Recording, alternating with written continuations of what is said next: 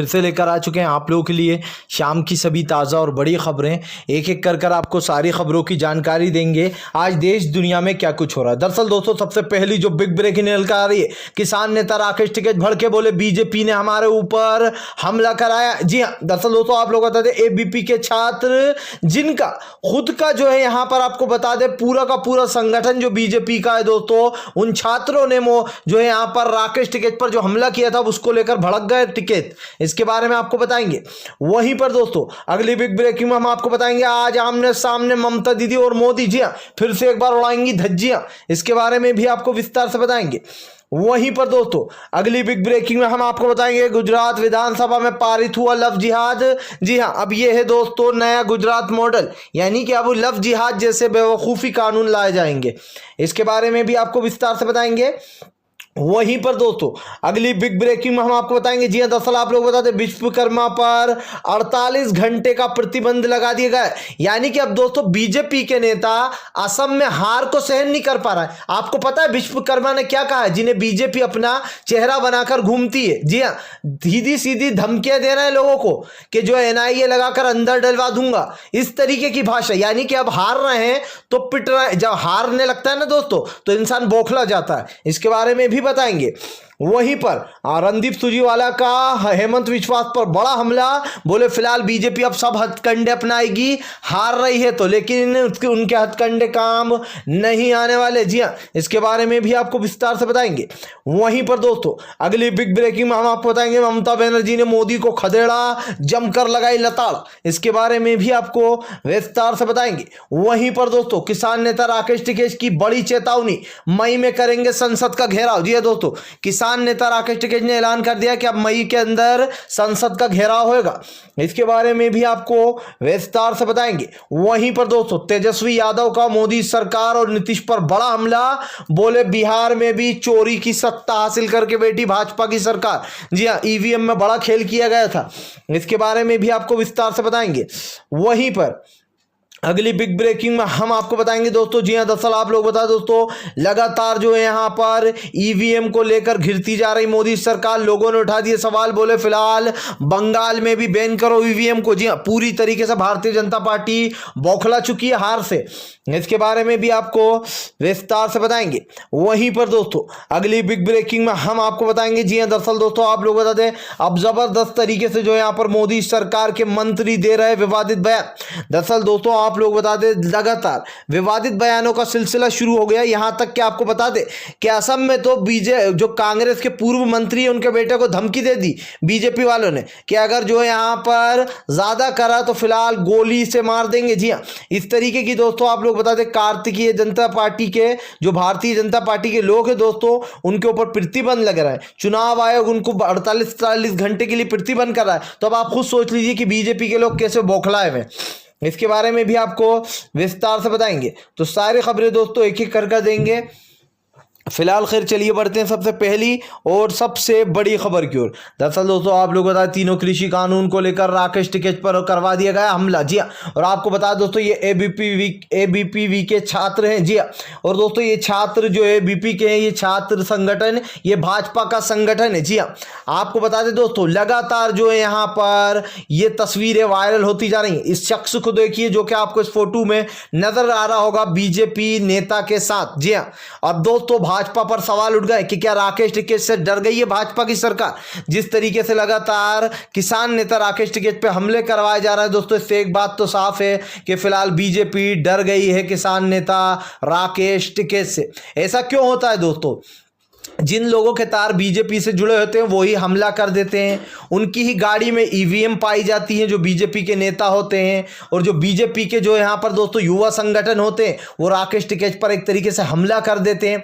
तो कहीं ना कहीं दोस्तों बीजेपी अपना पल्ला झाड़ती है, पहले लोगों पर हमले करवाती है, उसके बाद अपना पल्ला झाड़ कर निकल लेती है।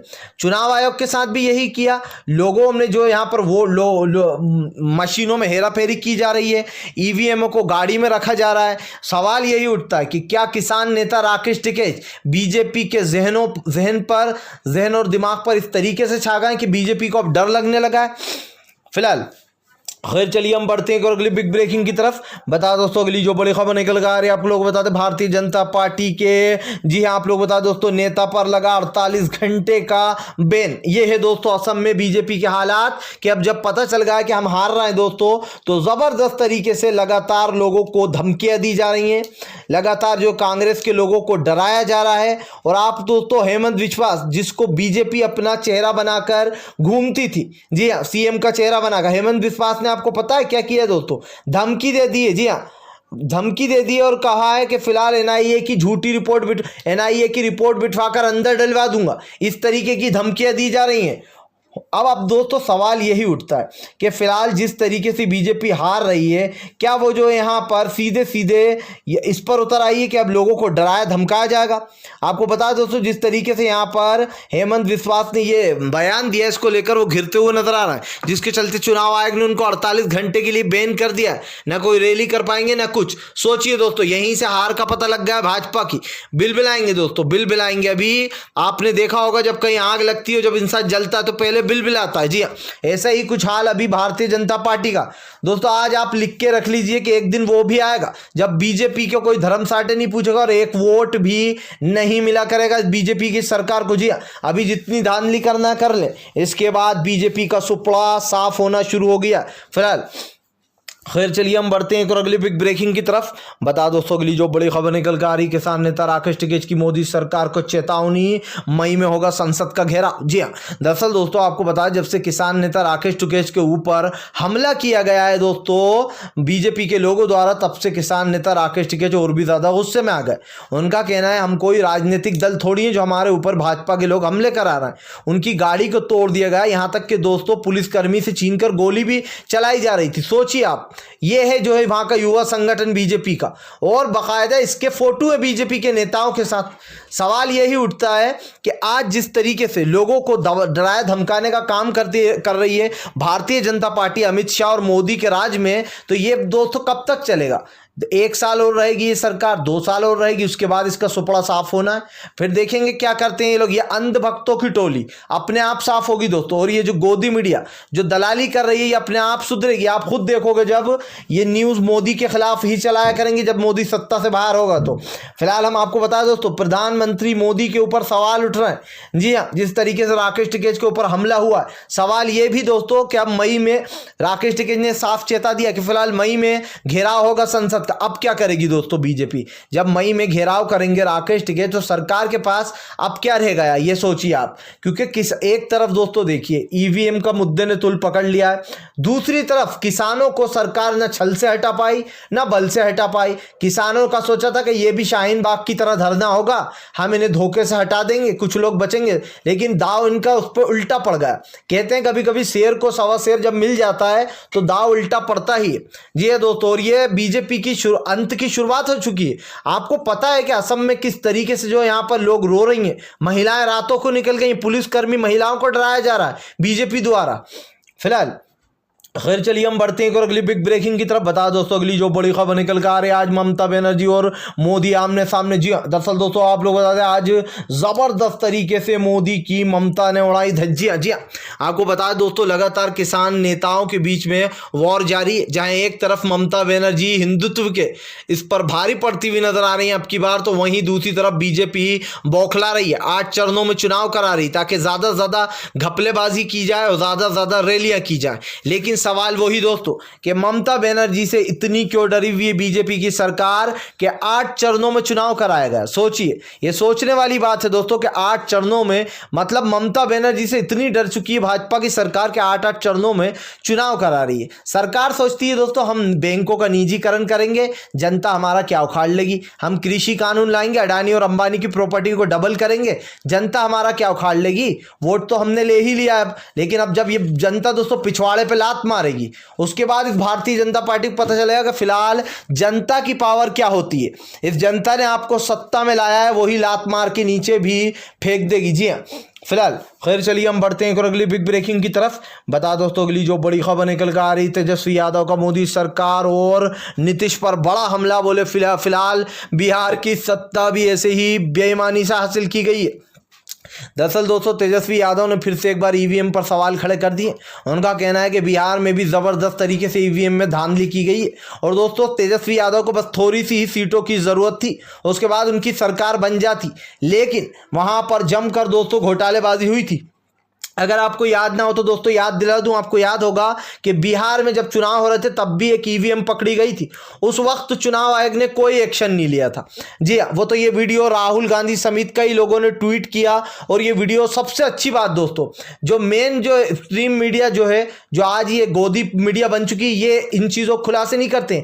आज इन चीज़ों का खुलासा करते हैं दोस्तों हम जैसे पत्रकार, यूट्यूबर। जी हाँ, और ये वीडियो जो कल वायरल हुआ था ईवीएम का, ये भी लोकल न्यूज़ चैनलों ने बनाया था, जो बेसिकली एक तरीके से कह सकते हैं जो सोशल मीडिया प्लेटफॉर्म के यूट्यूबर है, क्योंकि ये बड़े बड़े खुलासे वही लोग करते हैं आजकल। और ये गोदी मीडिया तो दोस्तों सिर्फ चुप्पी साधे बैठी रहती है। जी हाँ, मोदी ने ऐसा लगता है कि कभी कभी तो दोस्तों मुझे ऐसा भी लगता है कि मोदी जी दूल्हा है और बाकी जितनी भी गोदी मीडिया है उनकी दुल्हन बन चुकी है, उनके हाथ की चूड़ियां पहन चुकी है। जी हाँ, हाथ में फिलहाल।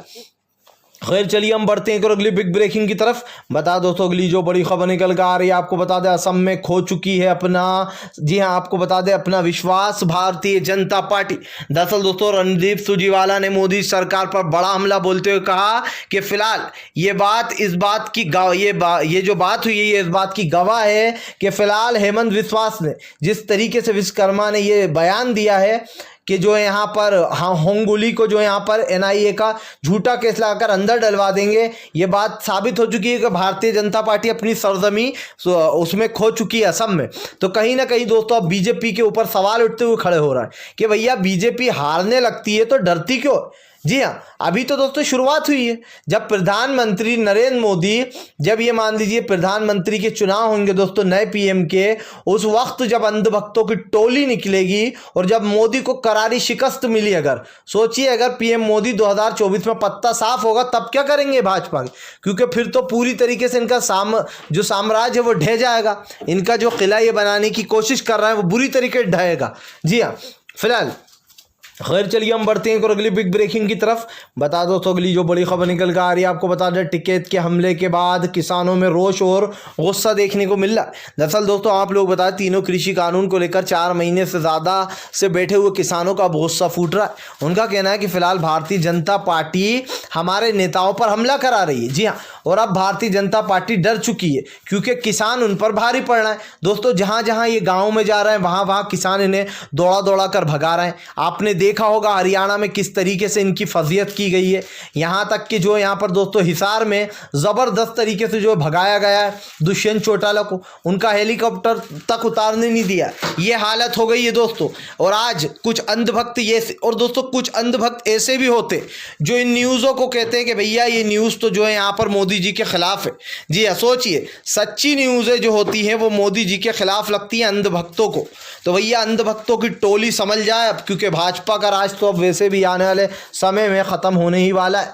फिलहाल खैर चलिए हम बढ़ते हैं और अगली बिग ब्रेकिंग की तरफ। बता दें आपको दोस्तों गुजरात में लव जिहाद कानून पारित, विपक्ष ने बोला जमकर हमला, बोले फिलहाल अब बस यही देखना बाकी रह गया था लव जिहाद। जी हाँ दोस्तों, जबकि साफ साफ आर्टिकल 21 और 24 में दोस्तों ये साफ साफ लिखा हुआ है कि फिलहाल लव जिहाद जैसी कोई चीज़ नहीं होती और 2 समझदार इंसान अपनी ज़िंदगी का फैसला ले सकते। लेकिन दोस्तों भारतीय जनता पार्टी हिंदू मुसलमान की राजनीति करती है, कभी राम मंदिर, कभी जय श्री राम के नारे, तो कभी लव जिहाद जैसे फालतू कानून लाकर इस देश में हिंदुत्व को बढ़ावा देती है। बेसिकली भारतीय जनता पार्टी का दोस्तों बस नहीं चलता, वरना वो इस देश को हिंदू राष्ट्र घोषित कर दे। लेकिन ऐसा हमारे देश में जो मिली जुले लोग हैं, या फिर यूँ कहते हैं जो हमारा इंडिया सेकुलर कंट्री में आता है, जो प्यार मोहब्बत है लोगों के बीच में, इसलिए इनकी अंधभक्ति काम नहीं आ पाती है। अगर इनकी अंधभक्ति काम आती तो कब का ये हिंदू राष्ट्र इसको घोषित कर दिया होता। सवाल यही है दोस्तों कि भारतीय जनता पार्टी की आंखें अभी खुल जाएं तो बेहतर है, वरना बाद में आप समझ सकते हैं कि इनका स्वागत कैसे किया जा रहा है। इनके नेताओं को गांव में पीटा जा रहा है, जनता सड़कों पर उतर रही है मोदी के खिलाफ, बैंकों के निजीकरण के खिलाफ पूरे बैंक कर्मचारी उतर रहे हैं। और निर्मला सीतारामन कहती हैं कि हमने तो बस 2 ही बैंकों का निजीकरण किया है, पूरों का थोड़ी करेंगे। ज़रा कोई निर्मला सीतारामन से ये पूछे कि अब कितने बैंक बचे हैं सरकारी जिनका निजीकरण नहीं हुआ। ये ज़रा उनसे कोई पूछ ले दोस्तों तो सब पका जाएंगी वो, क्योंकि जितने बैंकों का अभी तक निजीकरण हो चुका है, जितने बैंक डूब चुके हैं, उतना अगर इनको गिनवा दिया दोस्तों तो ये भाग जाएंगे अपनी कुर्सी छोड़कर। इनके पास कोई सवाल का जवाब नहीं होगा। फिलहाल तो यही है दोस्तों कि अगर लोकतंत्र को बचाना है तो फिलहाल भाजपा को पूरी तरीके से बायकॉट करना है। अगर आप भी शांतिपूर्ण ढंग से दोस्तों पीएम की इन सभी गलत नीतियों का विरोध करते हैं और आप मानते हैं ईवीएम को पूरी तरीके से बंद कर देना चाहिए, तो इस वीडियो को ज़्यादा से ज़्यादा शेयर कीजिए, लाइक कीजिए, और अगर आप हमारे चैनल पे पहली बार आएँ तो सब्सक्राइब करने के साथ साथ पास में एक घंटी आएगी यानी कि बेल आइकन, उसको ज़रूर दबाएं ताकि हमारे हर वीडियो की अपडेट आपको मिल पाए। हम मिलेंगे आपसे नेक्स्ट वीडियो में, तब तक के लिए वंदे मातरम, जय हिंद।